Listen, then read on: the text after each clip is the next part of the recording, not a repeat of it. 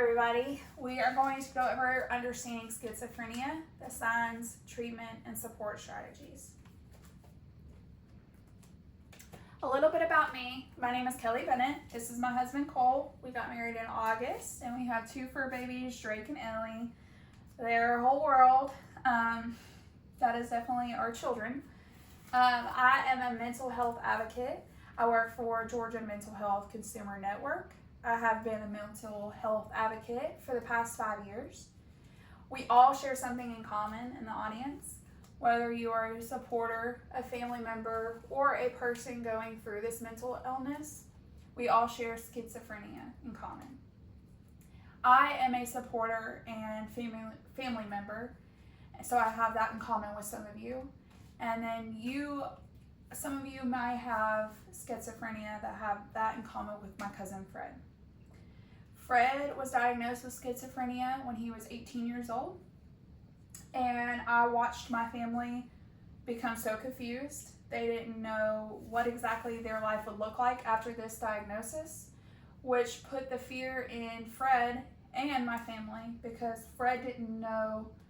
It was the fear of the unknown, and Fred also saw his family scared of what life would look like for his family. So I decided, after they didn't know the signs and symptoms, they didn't know the treatment options, and they didn't know exactly how to support Fred during this time.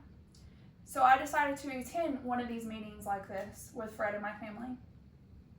After that meeting is when I decided to become a mental health advocate. I decided that I needed to fully understand what schizophrenia was. I needed to know the signs and symptoms, I needed to know the treatment options, and I needed to know what I could do as a family member to support Fred during this time. After that meeting, I was confident that I knew what schizophrenia was. I was confident that I could tell the signs and symptoms when I met somebody. I would be able to get the treatment options available to Fred, and I would be able to support him in the ways that he needed to be supported in. I hope that you take out of this, that you can walk out of here and be able to tell me what schizophrenia is and help another person, and also advocate for this mental illness, spreading the awareness and reducing the stigma behind this. All right, so we are going to play. I'm sure all of you know the many misconceptions and what people believe schizophrenia is. A lot of people feel like it's crazy, they're crazy, they don't know what they're doing, it's a crazy mental illness, but as we all know, that is far from true. So we're gonna play a little game called Misconceptions of Schizophrenia. I'm gonna click this link. It's gonna give everyone a QR code to put into their phones, scan with their phones, and it's gonna pop up a game, a true or false. If you think it is a true, you'll put true, false, false, and it'll give us the stats of each question after it's done. This will kind of give us what we all think in the audience is what's true and what's not. After we play this game, I want you to tell me any misconceptions that you have heard that were not listed.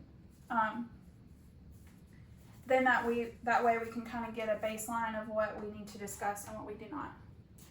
Click the link, QR code pops up.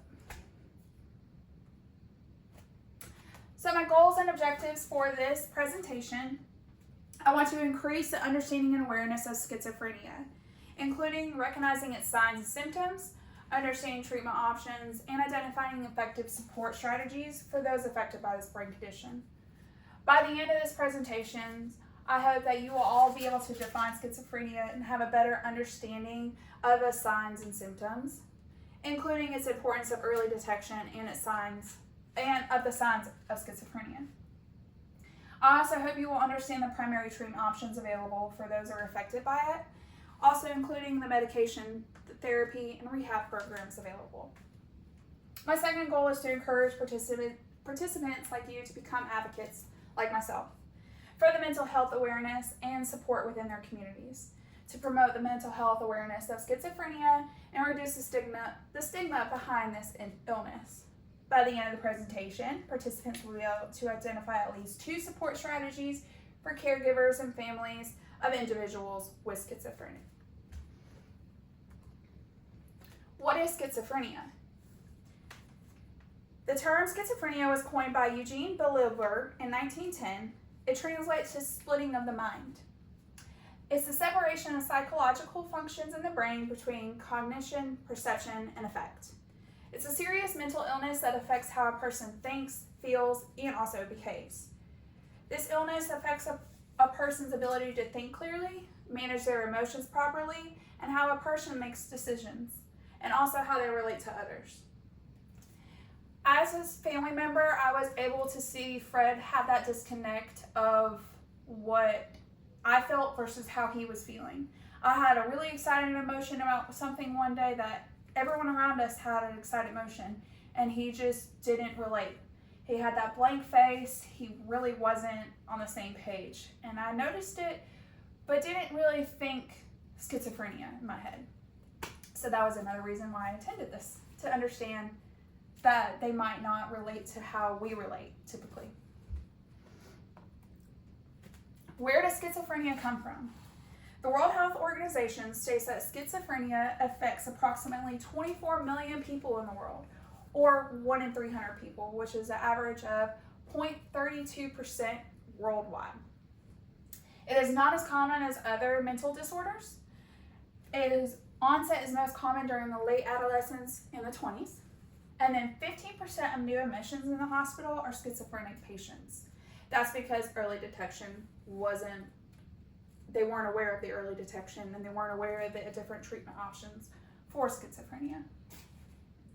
3 to 4 people or 1,000 people in the community suffer from schizophrenia. It is equal for men and women across the board, 1 to 1. It's not more common in men nor women. Men is 15 to 25 years old onset, and then women is 25 to 35 years old. It also is very common in low socioeconomical groups. There are multiple types of schizophrenia. We have paranoid schizophrenia, which is the most common and may develop later in life. Its symptoms include hallucinations and/or delusions. We have disorganized schizophrenia, which is also known as hephrenic schizophrenia. They may show little to no emotions at all. It is a subtype marked by disorganized speech and behavior. Catatonic schizophrenia is associated with multiple psychomotor abnormalities and behavioral dysregulation. It is the rarest, but it has unusual, limited, and sudden movements in this. That is some of the common symptoms. And then undifferentiated schizophrenia, it has the same signs as these 3 mentioned before. It includes lack of emotional depth, and the dilation is simple and refers to concrete things. Then we have residual, which only experience negative symptoms. It is a recovery phase as severe symptoms usually begin to reduce or fade. There are 3 other different types of schizophrenia. We have the simple schizophrenia, which is rarely diagnosed in the UK. It has negative symptoms such as slow movement, poor memory, lack of communication or concentration, and poor hygiene. And then positive symptoms are less experienced, very rare experienced. Those include hallucinations, delusions, and disorganized thinking. Then you have symptomatic schizophrenia. People with symptomatic schizophrenia experience unusual bodily sensations.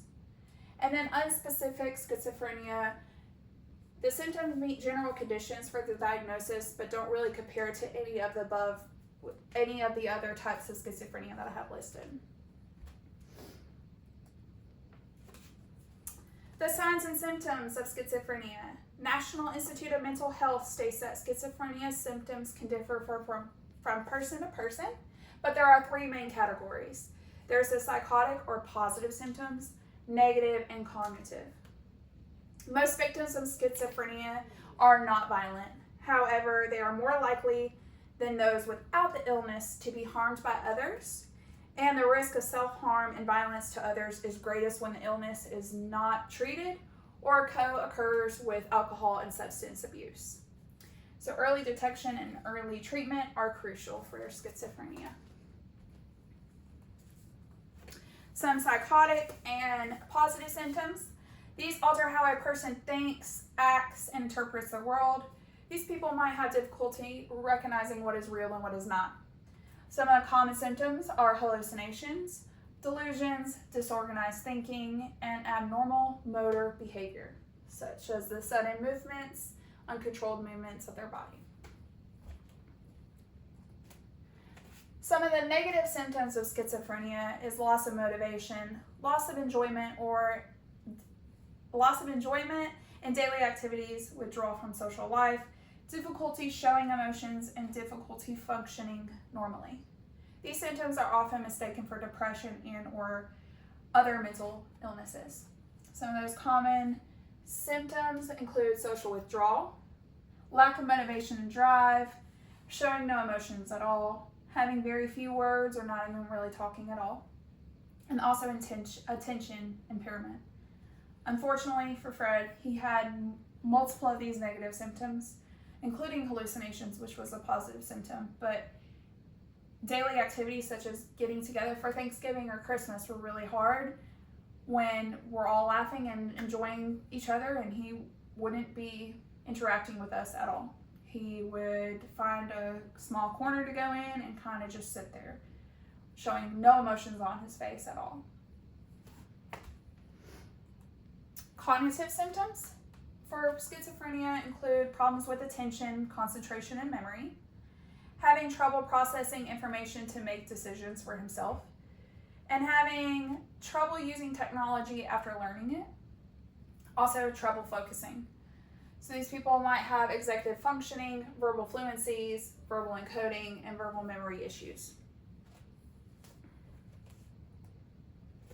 Early detection for schizophrenia is crucial in order to not progress any negative symptoms or cognitive symptoms as well. Some of the early signs for schizophrenia in young adults include nervousness, restlessness, depression, signs of depression, which is very often, skipped over, just immediately thinking that they have depression, anxiety, trouble concentrating, unclear thinking, diminished self-confidence, very low energy levels, and then a severe decline in work and school performance, and also that social withdrawal. There are multiple treatment options for schizophrenia. However, there is not a cure. These help manage the symptoms, improving day-to-day functioning and achieving personal life goals such as education, career, and relationships. There are 3 different types of treatment options. We have antipsychotic medications, psychosocial treatment, and coordinated specialty care. Antipsychotic medications. These help make the psychotic symptoms less intense and less frequent. However, they don't take all the symptoms away. If the symptoms do not improve with these medications, they are also prescribed clozapine, which may help take the place of the other different antipsychotic medications.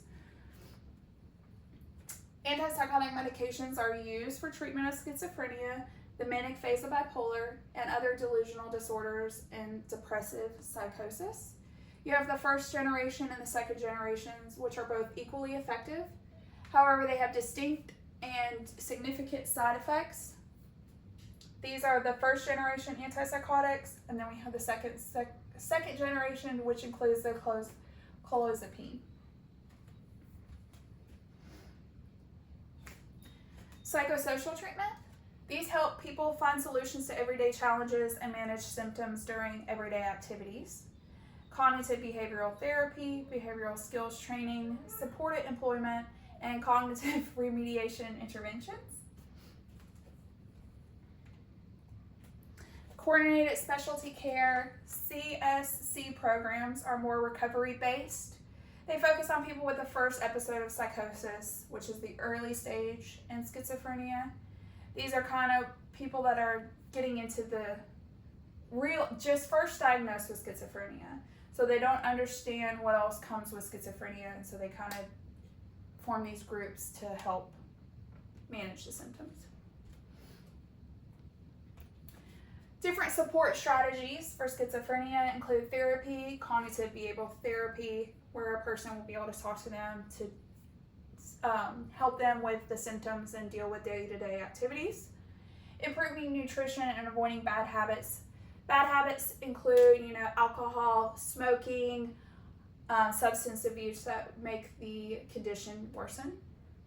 And then support groups. Support groups like this, where we all get together, we all have that common ground. We can all talk to each other about it and express how each different individual deals with the day-to-day symptoms.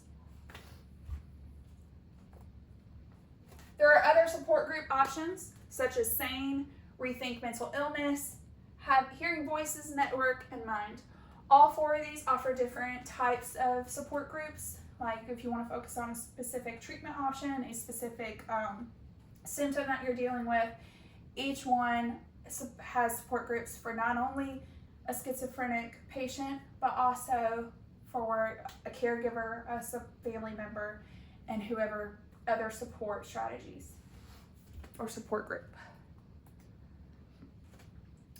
Thank you all for being here today. I really hope that I was able to make an impact and kind of describe and show you the different options, treatment options, signs and symptoms, early detection, all the support strategies behind schizophrenia. I hope each and every one of you are able to walk out of here feeling confident that you can advocate for this mental illness. Also, I'm going to hand out a post survey so you can tell me what I can do to improve on my presentation, whether it be adding more specific stuff or focusing more on a specific type.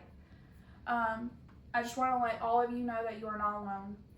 Whether you be a family member or a person dealing with it, there are multiple support groups like these. You can come to me, talk to me, and if you have any questions at all, the floor is open. Thank you. Here are my references.